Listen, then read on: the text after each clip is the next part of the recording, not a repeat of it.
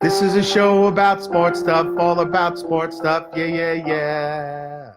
Josh knows all about sports stuff. Yeah, yeah. Sports stuff. Yeah, yeah, yeah. Come on in and join the show. Welcome back. I was just here like 2 minutes ago or like 20 seconds ago, but I feel like doing a second show. Why? Because I got nothing else to do. And that's kind of pitiful, right? But I also love doing this, so that's fun. What did I just thought of something. Oh yeah, I want to tell you something about the baseball card business or the card business. Very interesting business. All right, so we had a bunch of 1976, hope that's right, rookie cards of Walter Payton. Now that's a good card. You know, he's important, and they were beautiful, all of them. And this is exciting. So there were like a lot of them are, they're all mostly 8s, 8 out of 10, which is near mint, or 9s, which is mint. And you only get a couple 9s, and you never get a 10. Very hard. There's only like 50 of them. So we sent them all in, and we sent them into PSA. But there's other graders you can use. There's SGC, which is very good. Beckett, which we don't use, but I hear it's good for the modern stuff. And but this one we sent to PSA, and it came back, and there was a group of them, and it came back a 10. Now you have no idea, well, maybe you do, how incredible that is. Like, this is why people do this. Now, an 8 is like $350, let's say, about. And what's funny is last year it was like $250. So it's really grown. Shows how this whole thing is growing. A 9 is like $1,200 to $1,500, depending on how nice it is. You know how much a 10 is? 16,000. And you wonder why I'm in this business. Now, it doesn't, there's a lot going on. We sell a lot of stuff, whatever. We have a lot of expenses. It's great, but it's not a life-changing thing. But hey, if you're doing it yourself and you're the only guy there, ooh, that's fun. So it's not why I do this, but it's a darn good reason. But, it's not the money as much as it's like having a 10. It's great. And there's a sense of like accomplishment, although I really didn't do anything. Not really. But, it's like a pat on the back. By the way, I'm wearing my $1,300 sweater. If you watch the last show, you'll know all about it. Go back to the last show, watch it, and you'll figure it out. Anyway, so what am I going to talk about today? I've already been here, but I'll go. I got a few things I want to talk about. You know what? I want to talk a little bit about restoration. You can really work on stuff if you know what you're doing, and you can make things look better. And I've been doing it since I was a kid. I don't do anything, bad like trim cards or color them in or anything like that. But, excuse me, certain things I'll clean up, basically. I'll make them look better. I'll even, touch up things, paint, not cards, but memorabilia, and I'll tell them it's touched up. I'll tell my clients. I'll put it in the description, which is nothing wrong with that. And I want to give you some things that you can use, which are really good. Now, if you have like silver or metal polish, don't go to the supermarket. Don't buy Brasso, because it's crap liquid. You want to use a cream polish, and this is the best one. Simichrome. I always thought it was Simichrome, but you mispronounce things for so many years that they become. You know what they say? John Ford from Man Who Shot. John Ford was a great director. Did all those westerns with John Wayne, including The Man Who Shot Liberty Valance. And there's a famous line by Jimmy Stewart. And he said, oh God. And it doesn't make sense, but it's great. If the truth becomes legend, print the legend. It's great. All right, whatever. Anyway, so that's one thing. That's good. Now, the other thing is you want to use a white eraser. And I don't have mine. You want to use a white artist eraser, and you can never, those erasers on the head of a number 2 pencil that you used to take a test in high school, you know, your PSAs when you only got like a 310 combined. Now it's different. Now it's 3.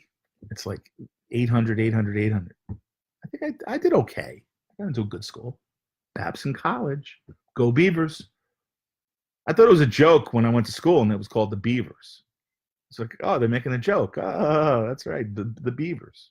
And people were like going, hey, in the stands at things, you know, at athletic events, and I would say, they'd be saying, go Beavers. I thought they were kidding. And then I realized very quickly, but not that quickly, that Beavers was really the mascot's name. You'll never catch me wearing anything with a beaver on it. I'll pass, thanks. It's another thing I use now.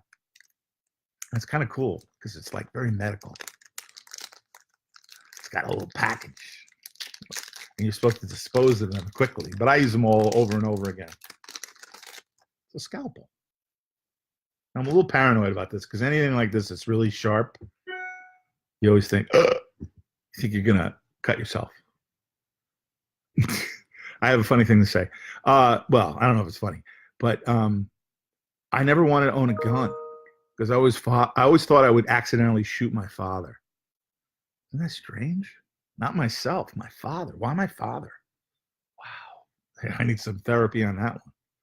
Look at that. Very, very sharp. This is good.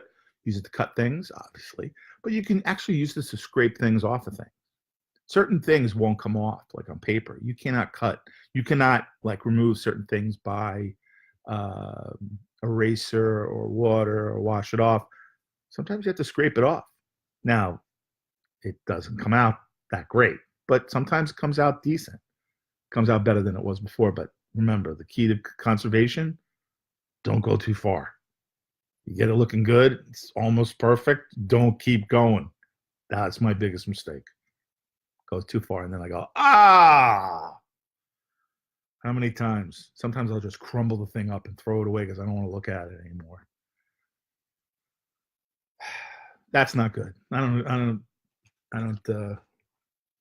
not giving it any kind of instruction on that.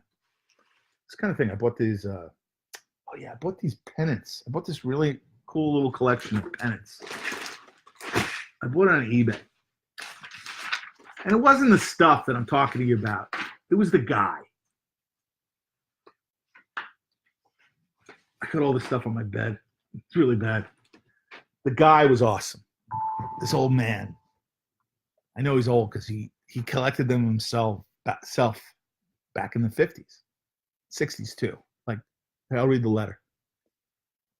And then I'll show you some of the pennants. Nothing great, but cool. I hope you like it. This is a guy in Montana. I'm not going to say who he is because he doesn't know. But he's a nice man. I hope you will be pleased with the pennants. I have attempted to describe them as accurately as possible. It's good. He cares. I collected these pennants during the 1950s. Now, no one asked for this letter. He just sent this because I was nice, through eBay. I talked to him a little bit. I like to talk to people. They were acquired in the course of family vacations and other travels, as well as by my father, who traveled extensively on business. Cool. So did mine. He'd bring me home stuff all the time. Loved it. He'd bring me home macadamia nuts. I love macadamia nuts. It's funny. I tried out for when I was in California, very young. I was like 23, 22, just out of school. I tried out for Wheel of Fortune, right? Because I needed money. I figured that was a good way to make money. Anyway, and I remember saying, I'm looking for cash. And they said, you're at the wrong show. This is all prizes. It was really stupid. But I almost got on. And one of the reasons I almost got on was the clue was macadamia nuts. And if it wasn't for my father, I never would have gotten there. But then, and I was ready. I was going because I got it with very few letters. So I was on my way. And I had one more thing, and it was, I couldn't get it. It was Wanted, Dead or Alive. Wanted, Dead or Alive. And when I didn't get it, I went, and you can't do that. and that's why I didn't get it. And the woman that was on only two, I made it past like 75 people. The final two, she was the other person, and they had her go shop, which meant she was going to get on the show. I did not shop because I showed emotion. I always show emotion. Live by the sword. And I saw her on the show like a week later. She was on right away. I was like, bastard. Anyway, by the time I grew up and left home, these pennants literally covered the walls of the small bedroom shared by my brother and me in Bergenfield, New Jersey. I'm from New Jersey, so I like that. I think he appreciated that I was from New Jersey. He was like passing it along. When our parents moved from Bergenfield, they put all the pennants in a box, which they later sent to me. They have been in that same box for 50 years until now. Sincerely, Charles H. Is that great? It's so nice. I feel bad now because I'm going to sell them. But I don't have, I can't put them on the walls of my bedroom anymore. And they're cool. Like, they went to the Statue of Liberty. They're great. This is great. They went to Salt Lake City, home of the Mormons, home of South Park. Did they Utah? No, Colorado. Stone Harbor, New Jersey. Oh, these are better than I thought. Oh, this is the best. Look at this.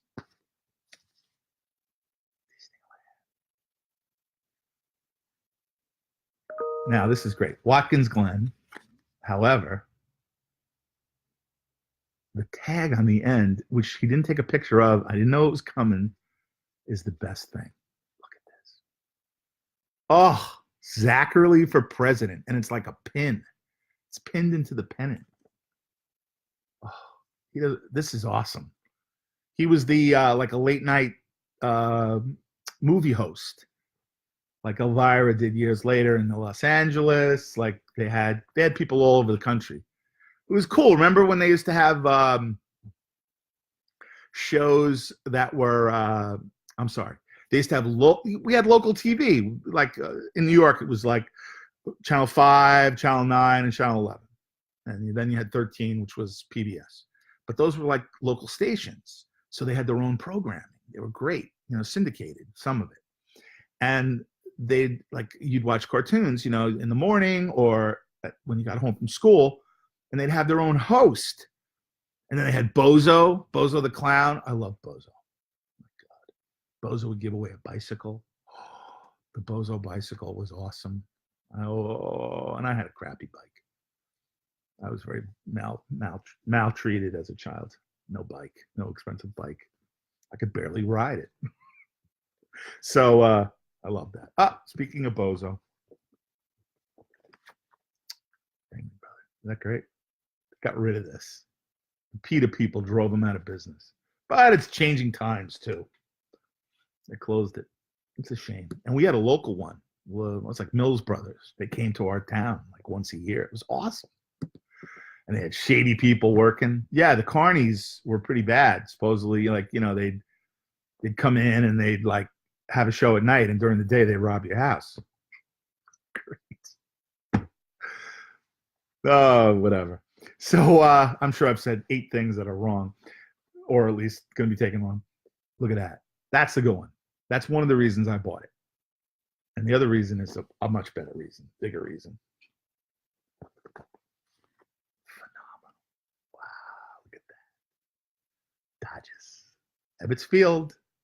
And what makes it special, obviously, is that it's world champs. And they only won one year, 1955. This is next year. Every year they'd say, wait till next year, wait till next year, wait till next year. Well, this is next year. 55, that's the only one. And then they went to LA and left our beloved Brooklyn. Shame. That was bad. Brooklyn is finally recovering now. So that was it. Oh, look at that. HMS Mauritania. That's a good one. Cunard line. I like steamship stuff. And Helena, Montana. It's a hell of a place. What's Helena, Montana like? I have no idea. I've never been there. But I've been to Nebraska. I'm sure that's like 8,000 miles away. Yeah. So that's that. And then the last thing I want to show you, unless I find something else. This is a very important object. It represents a lot to me. This is a 1964 World's Fair bank from my personal collection. Retail value about $15. And the only reason it's worth $15 is I got the original box. Look at that. That's all it's worth. But this is one of the first things I ever bought as a kid, as a collectible. One of the first. It's about 10 years old, I think. Although I was buying stuff at 6. But this is like a piece I bought for like resale. There was a local store. It was called Circle Hardware. That's right. Circle Hardware. And we went in there one day. I went with my mom. And we go in there, and I'm walking around, and I'm like, they have old stuff all over the place. They had this for 75 cents. And I knew that that was worth more than 75 cents. I was already, kind of an antique dealer. I was like, Mom, we should buy these. We should buy all of them. There was like, a bunch of them. And she said to me, well, how can something that's in a store be old? Well, I don't know, but here it is. So, and the place was filled with this stuff. But this is the only thing we bought. I was 10 years old. What was I going to do? Mug my mom? And we go back and she'd buy like another thing. And we go to the store, the show, the flea market or whatever, antique show, and we sell it right away. I think we sold these for like $3. It's good. We triple our money almost. No, almost quadruple. So, and then one day we go there and all the stuff is lying, all the toys from the basement. There was all this stuff in the basement is out on the floors. And there it is. And I'm like, what's going on here? What is this? Oh, guy's coming, he's going to buy all of it. And then, and they would sell it. They would sell it now. They weren't going to wait for this guy. They don't know if he's going to come back. And we didn't. Because, my mom didn't really understand, and I was young, But then, as years went by, we learned that this is called store stock. And now they call it dead stock. Like you buy old sneakers in the boxes, off the shelves. It's never been sold. It's never been opened, touched. It's called dead stock. Come right from the store. But we used to call it store stock. And guys would do just this. And they would go to all these places, go around the country, and go to these stores that hadn't sold stuff in the basement. There were baseball cards in the basement for 30 years. In the packs originally, And every once in a while, they still make a little find here and there. But this was an awesome thing. So years later, I worked with this guy, Mark Zacharin, a terrible person. But I knew him since I was like a little kid, like 10. And he was like, or I was like 13 and he was like 16 or something like that. Maybe, whatever. He's older than that. I was 11, he was 16. And he actually ended up working for me. He ran rock and roll for us, and he was a nightmare. Terrible. He smoked pot 24 hours a day. And he'd wake up at like 5 o'clock in the afternoon. And he'd show up at the office at like 6 when everybody was leaving and expect to like have a day at work. He had talent, and he ended up really having a problem. He did terrible things. He took this deal that was ours and took it on his own and started up his own company, and he ripped people off for like $1 million. He worked for me. He was good because I used to keep him under control. I made sure he didn't do anything really, really stupid.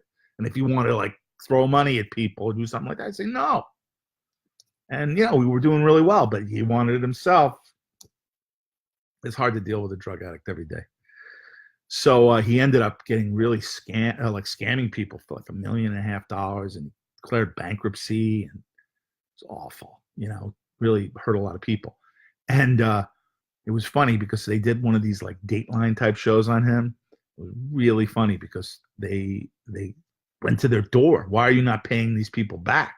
It was a local New York thing. And the funniest thing was his wife was hiding in the house behind the blinds, behind the couch. But it was like the front window. But what they didn't know is that the camera could close in. Wait, I should do it like this. Close right in and see through the blinds. So they had her ducking down. I don't know if it's still on. It's still online, but it's unreal. It's only rock and roll, Mark Zachary. Ugh, what a mess. I don't like talking badly about people, but that guy, he hurt me pretty bad. Oh, and then he did an auction. Listen to this. He did an auction, and it went down. He did an internet auction, the first one after me, after he left us. It went down. You know, there was some kind of problem. Of course, you know, he's got a bunch of pot smoking people, you know, running the show. You know, it's not good. It doesn't mix well with the internet. So maybe if you're sitting around eating a donut, it's perfect, but not if you're running a business. So he went around and told everyone that I had sabotaged his thing. What? He made up a really elaborate story how I had done it. Like, you know, I'm not going to go into the details because I got to go. But, and people believe this. It was, can you imagine? I run an auction that's like whatever at that time, millions and millions of dollars. And I'm going to go out and attack this guy's auction. Why? Because he left?